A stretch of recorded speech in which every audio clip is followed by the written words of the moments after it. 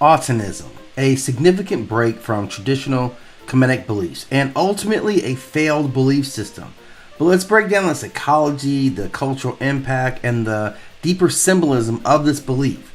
Now, the worship of Aten was unlike the polytheistic flow of traditional Kemet with multiple nectars, where these nectars represented forces of nature and community balance.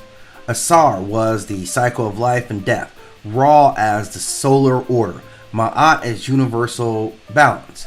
Now, Aten stripped away the personality and the myth of all these. Aten was the solar disk itself, an abstract, almost mathematical presence. From a psychological lens, this was a very clean break. This was removing myth to enforce its ideology. It shifted religion from a relationship of polytheism, gods as characters you could identify with, to this absolute abstract. And it's very alienating for a lot of people coming from this old system. Worshippers had no stories, no mythic drama, just this impersonal light source. And Aten himself was a projection of the self.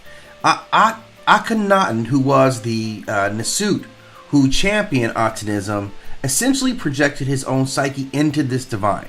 Aten was invisible except through sunlight, and only the Nasut or Pharaoh was able to truly see it and interpret it. So this became a way of positioning himself as the lens through which Aten could be understood, and it created dependence and centralized power. By erasing the other deities and elevating Aten, he directly elevated himself. It wasn't so much one god as it was one god, one interpreter. And this reflects kind of narcissism of monopoly on something that's divinely sacred. Now, in this trauma of excluding their ancient belief system, it was previously set on inclusivity. Everyone had protective deities, household gods, funerary cults. Atenism abolished all these things. The average Kemetic person lost personal connections to divine forces of love, death, fertility, and of healing. And from the psycho-spiritual standpoint, this was really traumatic. People lost familiar archetypes of coping mechanisms. Atenism offered no underworld, no Asar to guide the souls, no Aset to mourn with you, just sunlight. That void explaining why Aten worship collapsed was quickly after the Pharaoh who was pioneering it. After his death, the belief system really collapsed. But despite its failure, Aten still taps into some deep archetypes, the sun as the absolute life giver. And every culture has its solar deities, but Aten stripped away the human-like mass. This analysis would say that this represented the self, the architect of the rawest, blinding form, pure consciousness and purely the center. But where most sun gods were approachable, or understandable, Ra in his journey, Apollo singing, Surya riding a chariot, Aten was overwhelming. It forced worshippers to stare into an abstract without any narrative.